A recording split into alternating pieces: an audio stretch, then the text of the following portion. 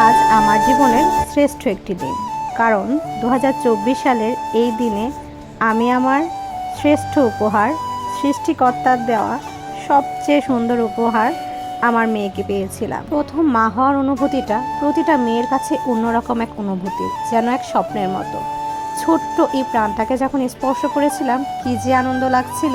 কিন্তু আমার এই আনন্দ না বেশিক্ষণ স্থায়ী হয়নি, কারণ মাত্র 35 সপ্তাহে আমার মেয়ে জন্ম নিয়েছিল। তার জন্য ওকে আমি ভালোভাবে না দেখার আগেই আইসিইউতে নিয়ে যাওয়া হয়। নানান রকম জটিলতার কারণে ওকে বেশ কয়েকদিন সেখানে থাকতে হয়। ও জন্মের পর আমি ওকে ভালোভাবে ছুঁয়েও দেখিনি। আমার জ্ঞান ভালোভাবে ফিরে না আসার আগেই ওকে সেখানে নিয়ে যাওয়া হয়। ওর বাবা প্রতিদিন 2 বার দেখতে পারলেও আমি দেখতে পারতাম না। 5 দিন পর আইসিইউ থেকে আমাকে যেতে বলা হয়। সেদিন আমার কী যে ভালো লাগছিল, ওকে আমি প্রথম ছুঁতে পেরেছিলাম সেদিন।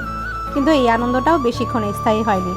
বের করার পরেই ওর অক্সিজেন লেভেল আবার কমে যায়, আবার ওকে নিয়ে যাওয়া হয়। সেদিন আমার কী যে খারাপ লাগছিল, মেয়েটাকে একটু ছুঁতে পেরে আবার দিয়ে দিতে হলো। তার একদিন পরে আমাকে পুরোপুরি ওকে দিয়ে দেওয়া হয়। কিন্তু ওর ব্লাড ইনফেকশন থাকার কারণে আরও 3 দিন হসপিটালে অ্যান্টিবায়োটিক কোর্স পূর্ণ করে তারপর আমরা বাড়ি যেতে পারি।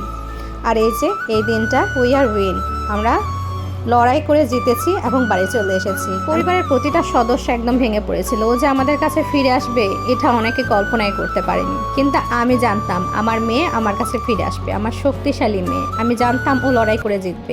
ও লড়াই করে জিতেছে।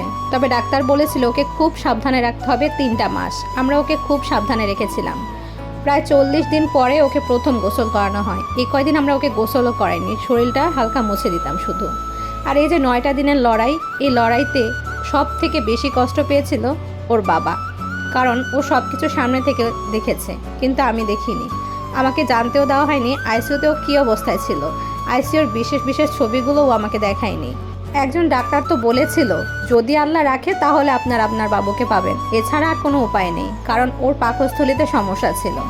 ওর বাবা এগুলো শুনে হসপিটালের বাইরে গিয়ে কান্না করতো, তারপর আমার কাছে আসতো।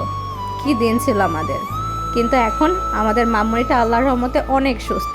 সে এখন হাসে, খেলে, দাঁড়াতেও শিখে গেছে। কয়েকদিন পর হাঁটবে।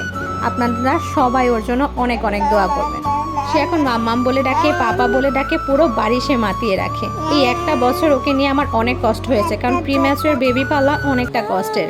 তারপরও ওকে নিয়ে আমি খুব আনন্দে আছি।